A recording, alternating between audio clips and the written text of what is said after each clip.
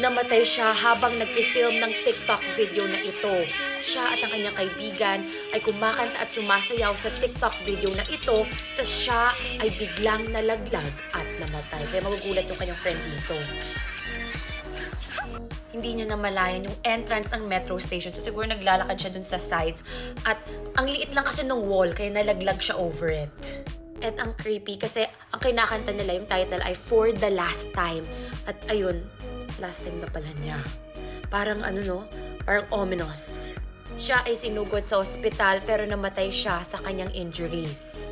Kasi pareho sila nakatingin dun sa cellphones. Kaya siguro hindi niya namalayan na hagdanan na pala yun. And grabe, parang walang harang.